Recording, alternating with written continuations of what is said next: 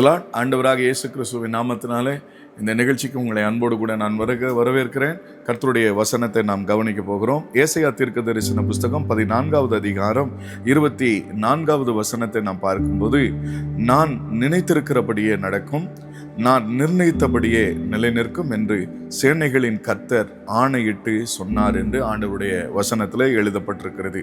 என் அன்புக்குரிய தேவனுடைய பிள்ளைகளே, இந்த வசனத்தை வாசிக்கும் பொழுது நீங்க பார்க்கலாம், நான் நினைத்திருக்கிறபடியே நடக்கும், நான் என்ன நிர்ணயித்திருக்கிறேனே அதுவே நிலை நிற்கும் என்று சேனைகளின் கர்த்தர் சொல்லுகிறாராம். என் அன்புக்குரியவர்களே, நாம இந்த உலகத்துல பலவிதமான மனிதர்கள், பலவிதமான யோசனைகள், பலவிதமான காரியங்களை நாம் பார்த்து கொண்டிருக்கிறோம். நான் சொல்றபடியெல்லாம் நடக்கும், இப்படியாக அப்படியாகுன்னு சொல்லி வித்தியாசமான எண்ணங்களும் சிந்தனைகளும் நமக்குள்ள உண்டாகிருக்கலாம்.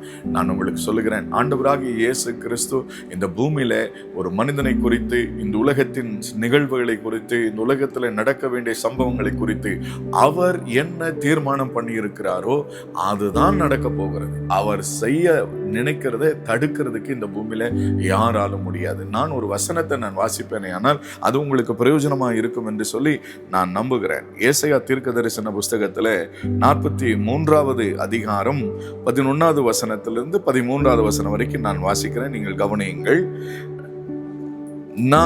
நானே கர்த்தர், என்னை அல்லாமல் இரட்சகர் இல்லை, நானே அறிவித்து ரட்சித்து விளங்க பண்ணினேன், உங்களில் இப்படி செய்யத்தக்க அந்நிய தேவன் இல்லை, நானே தேவன் என்பதற்கு நீங்கள் எனக்கு சாட்சிகள் என்று கர்த்தர் சொல்லுகிறார். நாள் உண்டாகுவதற்கு முன்னே நானே இருக்கிறேன், என் கைக்கு தப்புவிக்கத்தக்கவன் இல்லை, நான் செய்கிறதை தடுப்பவன் யார்?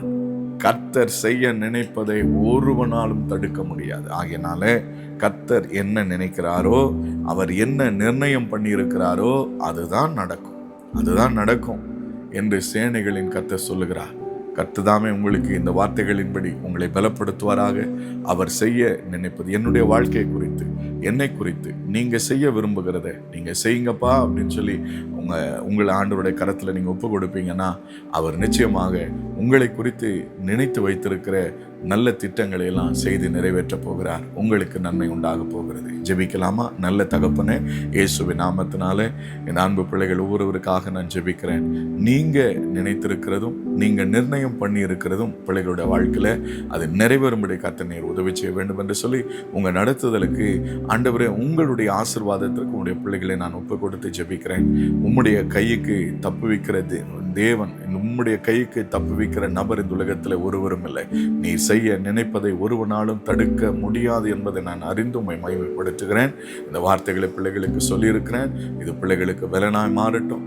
நிச்சயமாகவே நீர் எங்களை குறித்து வைத்திருக்கிற எண்ணங்களும் நிர்ணயங்களும் அது தீமைக்கானதல்ல, அது நன்மைக்கானது என்று சொல்லி பிள்ளைகளை நான் மனதார வாழ்த்தி ஆசீர்வதித்து ஜெபிக்கிறேன். எங்கள் பரிசுத்தமுள்ள நல்ல பிதாவே, ஆமென். ஆமென். கர்த்தர் உங்கள் யாவரையும் ஆசீர்வதிப்பாராக.